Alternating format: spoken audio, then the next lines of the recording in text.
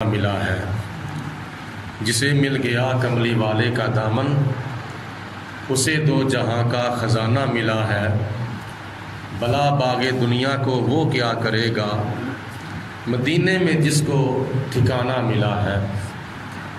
کسی کو زمانے کی دولت ملی ہے، کسی کو جہاں کی حکومت ملی ہے۔ میں اپنے مقدر پہ قربان جاؤں، مجھے یار کا آستانہ ملا ہے۔ نمازیں پڑھے جا، اذانیں دیے جا، شب و روز سجدوں پہ سجدے کیے جا۔ نمازیں پڑھے جا، اذانیں دیے جا، شب و روز سجدوں پہ سجدے کیے جا۔ نمازیں اسی کی، اذانیں اسی کی، جسے پنجتن کا گرانہ ملا ہے۔ آج اللہ تعالیٰ کے فضل و کرم سے ماہ ربیع الاول شریف کی 7ویں رات ہے، اور 7ویں رات کے بابرکت لمحات میں 7واں درس میلاد منعقد کیا گیا ہے۔ حضرت سیدہ حلیمہ سعدیہ رضی اللہ تعالی عنہا کے گھر کے اندر نبی کریم علیہ الصلوۃ والسلام کی مبارک بچپن کا ایک پہلو میں آپ کی خدمت میں عرض کر رہا ہوں، اور اسی کے ضمن میں حقوق العباد کے چند پہلو جو ہیں وہ آ جائیں گے۔ جب حضور علیہ الصلوۃ والسلام حضرت آمینہ رضی اللہ تعالی عنہا کی گود میں تشریف لائے تو عرب کے رواج کے مطابق دیہات سے کچھ دائیاں آتی تھیں، وہ آ کر ان بچوں کو ذرا الگ الگ کر دو، ان کو، وہ آ کر بچے لے جاتی تھیں اور ان کو دودھ پلاتی تھیں، اور پھر ان بچوں کے والدین ان دائیوں کو معاوضہ دیتے تھے۔ تو اس طرح عرب کی جو دائیاں تھیں وہ اپنا وقت پاس کرتی تھیں۔ رواج کے مطابق جب مکہ المکرمہ کے اندر دائیاں آئی تھیں، اور ان دائیوں میں ایک دائی ایسی تھی جن کا نام تھا حضرت حلیمہ سعدیہ رضی اللہ تعالی عنہا۔ کتنی خوش بخت وہ دائی تھی، کتنی خوش بخت وہ مائی تھی، جن کا پوری دنیا کے اندر آج چرچا ہو رہا ہے اور ان کی عظمت کو سلام کیا جا رہا ہے۔ آپ میں سے شاید کسی کو اپنی دائی کا پتہ ہو یا نہ ہو، مجھے اپنی دائی کا پتہ ہے یا نہیں ہے، لیکن حضرت حلیمہ سعدیہ نبی پاک علیہ السلام کی دائی صاحبہ کو سارا جگ جانتا ہے کہ جناب حلیمہ سعدیہ رضی اللہ تعالی عنہا کو اللہ پاک نے حضور کی شکل میں کیا عطا فرمایا تھا۔ بڑی تو نے توقیر پائی حلیمہ، یعنی غیب سے آوازیں آتی تھیں، فطرت مسکرا کے کہہ رہی تھی، بڑی تو نے توقیر پائی حلیمہ، بنی تو محمد کی دائی حلیمہ۔ آج بھی مدینہ المنورہ کے قبرستان جنت البقیع کے اندر نبی پاک علیہ السلام کی دائی صاحبہ حضرت حلیمہ سعدیہ رضی اللہ تعالی عنہا کی قبر مبارک موجود ہے، اور بندہ نچیز فقیر کو 3 حاضریوں کے دوران کئی مرتبہ جناب حلیمہ سعدیہ رضی اللہ تعالی عنہا کی قبر مبارک پر حاضر ہونا نصیب ہوا تھا۔ اللہ پاک آپ کو بھی نصیب فرمائے۔ تو جب حضرت حلیمہ سعدیہ حضرت آمینہ رضی اللہ تعالی عنہا کے پاس آئیں اور آ کر کہتی ہیں کہ اے آمینہ بچہ ہے، تو جناب آمینہ فرماتی ہیں کہ بچہ ہے لیکن اس کا باپ فوت ہو چکا ہے، تو دل کے اندر خیال نہ کرنا کہ میں بچہ لے جاؤں گی، اس کو دودھ پلاؤں گی تو مجھے اتنا معاوضہ ملا ہے، یہ بچہ در یتیم ہے۔ تو فطرت مسکرا کے کہہ رہی تھی کہ حلیمہ جو مرضی ہو جائے، یہ دروازہ نہ چھوڑنا، اس دروازے سے خالی واپس نہ جانا۔ تو جناب حلیمہ سعدیہ نے بڑا دل کر کے، بڑا حوصلہ کر کے کہا ٹھیک ہے مجھے منظور ہے۔ تو حضور علیہ الصلوۃ والسلام کو جناب آمینہ رضی اللہ تعالی عنہا نے لیا اور حضرت حلیمہ سعدیہ کی گود میں ڈال دیا. واپس جا رہے تھے، وہ سواری حضرت حلیمہ سعدیہ کی جو آتے وقت ساری سواریوں سے پیچھے رہ گئی تھی، لیکن جب واپس جا رہی ہیں تو ساری دروازیوں کو کراس کر کے آگے گزر گئی ہیں. دوسری دائیاں پوچھتی ہیں کہ حلیمہ تو نے سواری بدل لی ہے، تیری تو سواری بڑی کمزور تھی. تو آپ نے فرمایا میں نے سواری نہیں بدلی، میں نے سوار بدل لیا ہے. یہ سوار کون سا ہے؟ یہ عرشوں کا شہ سوار ہے. یہ میری سواری کے اوپر سوار وہ ہے جو عرشوں کا شہ سوار ہے. تو ایک وقت ایسا آئے گا کہ اس کے قدموں کے نیچے اللہ پاک کا عرش ہوگا.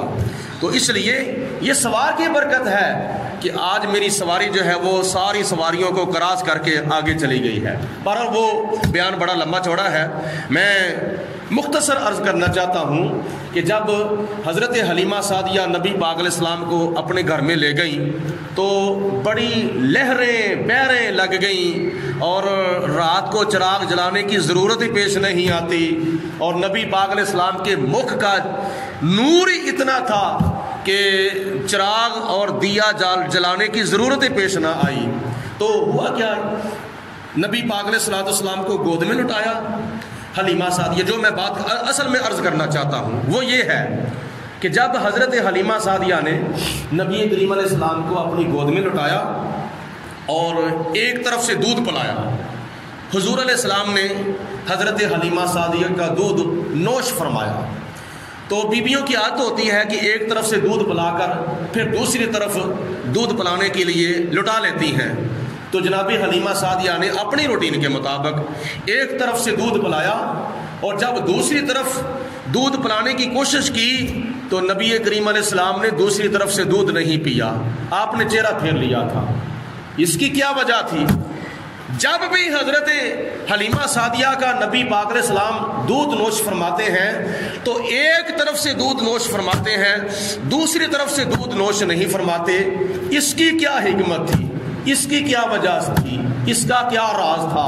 علماء مفسرین اور محدثین نے اس کی وضاحت کرتے ہوئے اس بات کی طرف اشارہ کیا ہے کہ نبی کریم علیہ السلام کسی کا حق کھانے نہیں آئے بلکہ کسی کا حق جو ہے وہ اس کو دلانے کے لیے آئے ہیں. نبی پاک علیہ السلام کسی کے ساتھ بے انصافی نہیں کرنے آئے.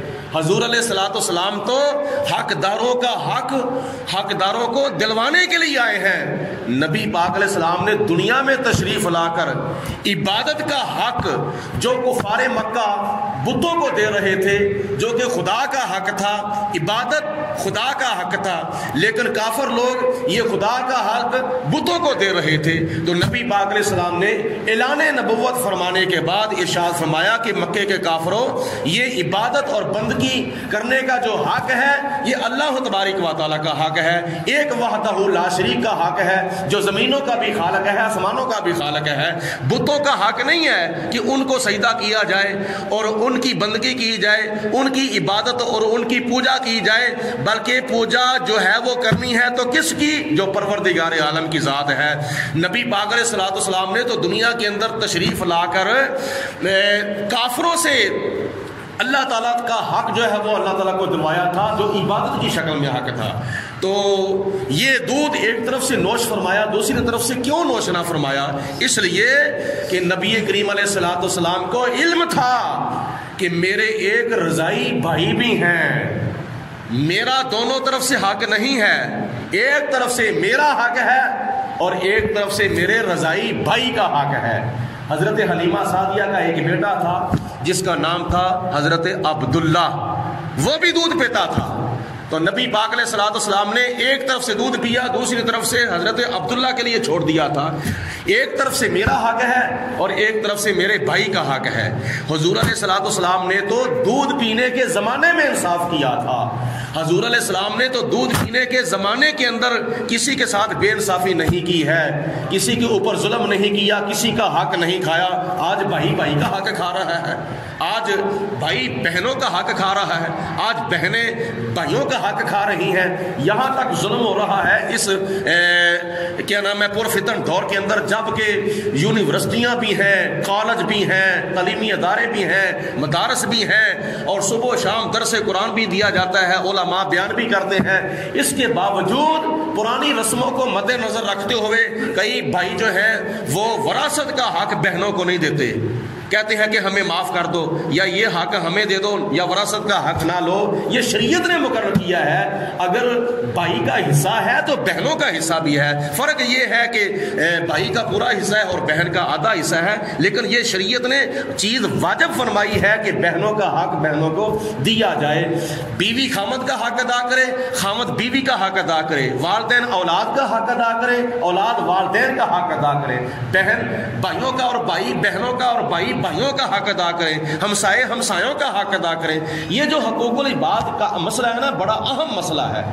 یہ قیامت کے دن اس کی بڑی پوچھ گچھ ہونی ہے اور بڑا کڑا حساب ہونا ہے. مقتول کو پوچھا جائے گا کہ تجھے قتل کیوں کیا گیا تھا. یہاں تک حدیث پاک میں آتا ہے، نبی پاک علیہ الصلوۃ والسلام نے ارشاد فرمایا، اگر کسی مسلمان نے کسی کافر کو بھی بغیر قصور کے قتل کر دیا ہوگا، حالانکہ وہ ہمارا مذہبی دینی دشمن ہے، اگر بغیر قصور کے اگر کسی کافر کو بھی کسی مسلمان نے قتل کر دیا ہے تو حضور علیہ السلام فرماتے ہیں قیامت والے دن میں اس کافر کی طرف سے اللہ کی بارگاہ میں اپنے امتی کے خلاف مقدمہ لڑوں گا.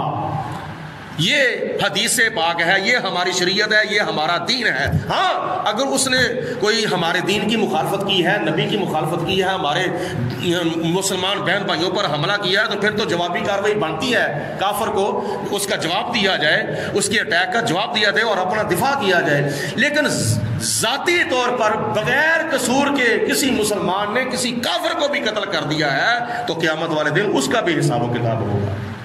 اور حدیث پاک میں یہاں تک آتا ہے، اگر کسی جانور نے جس کا سینگ تھا اس نے اگر اس جانور کو ٹکر ماری ہے، سینگ مارا ہے جس کا سینگ نہیں تھا، سینگ والے جانور نے بے سینگ جانور کو مارا ہے تو قیامت والے دن اللہ پاک اس کا بھی بدلہ دلوائے گا.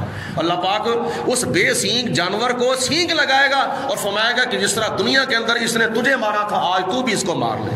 یہ جانوروں کا بھی حساب و کتاب ہوگا. تو آج کتنا ظلم انتہا کو پہنچا ہوا ہے، بھائی بھائی کو قتل کر رہا ہے، والدین اولاد کو، اولاد اپنے والدین کو، بہنیں بھائیوں کو اور بھائی بہنوں کو، اور خامد اپنی بیوی کو اور بیوی اپنے خامد کو قتل کروا رہی ہے. کس قدر ظلم عظیم ہو رہا ہے.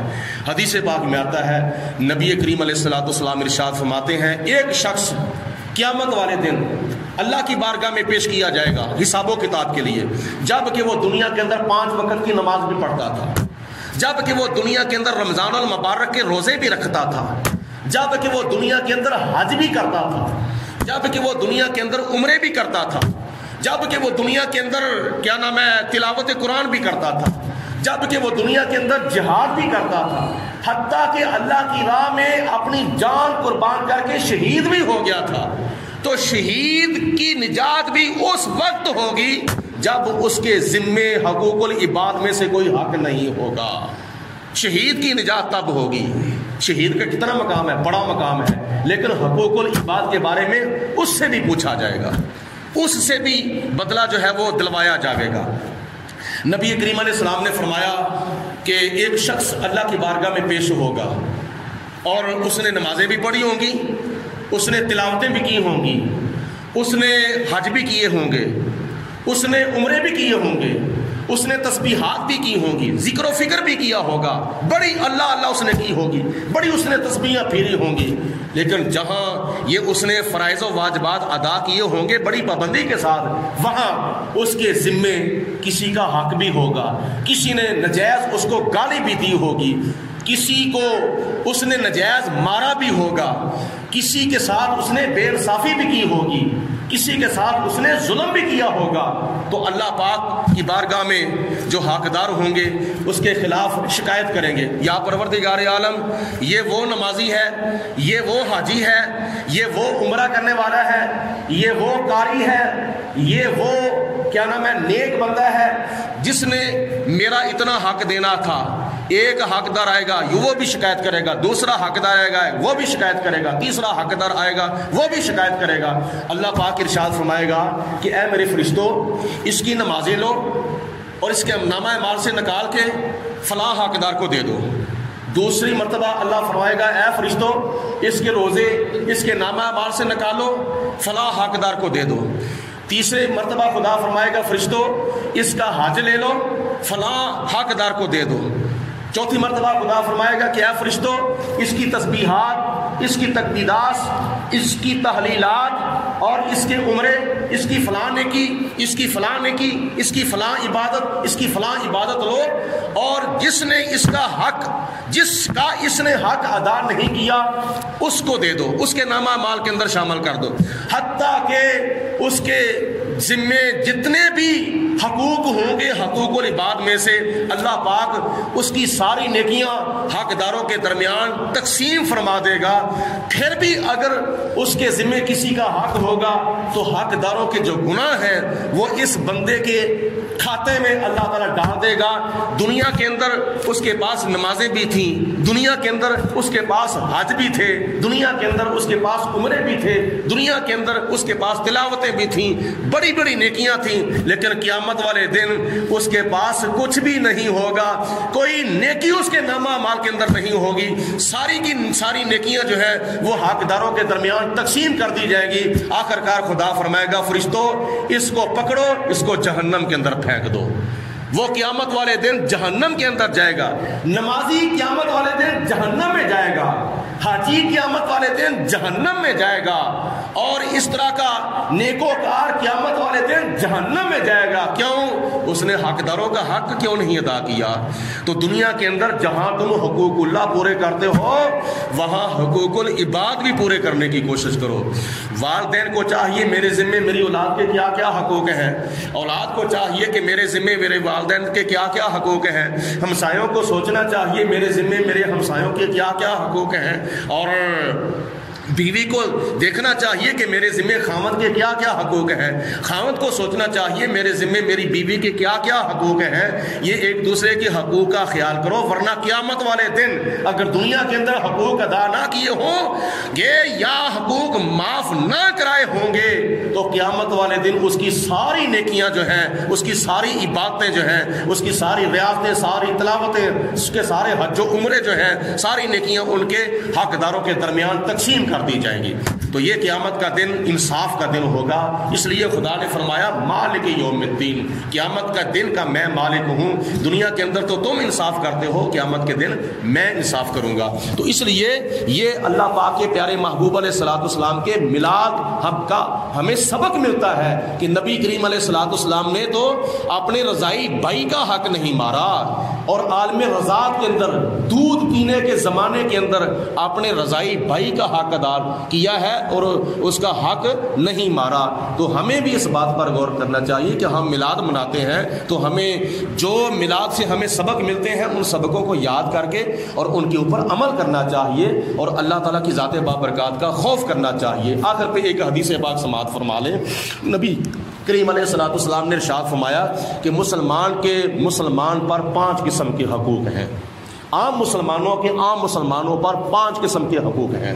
ایک تو ہوتا ہے نا مسلمان آپس میں جو رشتہ دار ہیں، بہنوں کے بھائیوں پر، بھائیوں کے بہنوں پر، والدین کی اولاد پر، اولاد کے والدین پر، خاوند پر، بیوی کے خاوند پر کیا کیا حقوق ہیں، یہ تو الگ معاملہ ہے۔ عام مسلمانوں کے بھی حقدار ہیں۔ کیا ان کے عام مسلمانوں پر 5 قسم کے حقوق ہیں۔ پہلا حق یہ ہے کہ جب کوئی مسلمان کسی مسلمان بھائی کو سلام کہے، السلام علیکم، تو اس کے سلام کا جواب دے، یہ اس کا حق ہے، اس کے سلام کا جواب دے۔ سلام نہ لینا تکبر ہے، اور سلام کا نہ جواب دینا اس سے بھی زیادہ تکبر ہے۔ تو سلام ایک دوسرے کو کرنے سے محبت بڑھتی ہے۔ تو ہمارے نمازیوں کی خوش نصیبی یہ بھی ہے کہ ہمارے نمازی اکثر جو ہے وہ ایک دوسرے سے نماز کے بعد ملتے ہیں، ٹھیک ہے۔ ایک حق یہ ہے۔ دوسرا حق عام مسلمانوں پر یہ ہے کہ جب کوئی مسلمان اپنے مسلمان بھائی کو دعوت دے کہ میرے گھر میں دعوت ہے، آپ کی ولیمے کی دعوت دے، عقیقے کی دعوت دے، محفل میلاد کی دعوت دے، اور کسی قسم کی دعوت دے تو اس کی دعوت کو قبول کیا جائے۔ اگر ٹائم ہے تو دعوت کو قبول کیا جائے، اگر ٹائم نہیں، کسی کے ساتھ اس دن کسی کے ساتھ وعدہ کیا ہوا ہے تو معذرت کر لے، بھائی آپ کی بڑی مہربانی، میری معذرت، آپ قبول کر لیں گے، میں پھر کسی وقت آپ کے پاس آؤں گا۔ دعوت قبول کرنا نبی پاک علیہ السلام کی سنت بھی ہے اور یہ حقوق العباد میں سے ایک حق بھی ہے۔ اس کے علاوہ تیسرا حق عام مسلمانوں پر یہ ہے کہ جب خدا نہ خواستہ کوئی مسلمان بھائی بیمار ہو جائے تو اس کا پتہ لیا جائے، اس کی بیمار پرسی کی جائے، اس کی تیمارداری کی جائے، یہ نبی پاک علیہ السلام نے حکم فرمایا ہے۔ اور اس کے علاوہ چوتھا حق یہ ہے کہ جب خدا نہ خواستہ کوئی مسلمان بھائی بہن بچہ بوڑھا جوان فوت ہو جائے تو اس کی نماز جنازہ ادا کی جائے، یہ بھی حقوق العباد میں سے ایک حق ہے۔ اور ایک حق بڑا اہم ہے جس کا عام مسلمانوں کو پتہ ہی نہیں ہے، میں کئی مرتبہ بیان کر بیٹھا ہوں لیکن یاد دینے کے طور پر پھر عرض کرتا ہوں کہ اگر کسی مسلمان کو کسی مسلمان بھائی کے سامنے چھینک آ گئی ہے، جس کو پنجابی میں نچ کہتے ہیں، چھینک آ گئی ہے، تو اس کی چھینک کا جواب دیا جائے۔ وہ کیا جواب ہے؟ وہ یہ ہے کہ جس کو چھینک آتی ہے اس کو چاہیے کیا کہے؟ الحمدللہ۔ چھینک لینے والا کیا کہے؟ بولو الحمدللہ۔ اور جو پاس کھڑا ہے جس نے اس کی چھینک سن لی ہے اس کا حق یہ بنتا ہے کہ اس کو جواب دے۔ وہ کیا ہے؟ یرحمک اللہ، تجھ پر اللہ تعالیٰ رحم کرے۔ یہ چھینک لینے والے کا جواب دینا ہے سننے والے نے، یرحمک اللہ، اور پھر آگے چھینک لینے والے نے پھر اس کا جواب دینا ہے یہدیکم اللہ، اللہ پاک تجھے ہدایت عطا فرمائے۔ یہ 5 حقوق ہیں عام مسلمانوں پر۔ تو یہ میلاد شریف کے اسباق میں سے ایک سبق ہے۔ اللہ پاک کی ذات بابرکات ہم سب کو یہ فکری باتیں سننے کی، یاد رکھنے کی، ان پر عمل کرنے کی توفیق عطا فرمائے۔ وآخر دعوانا ان الحمدللہ۔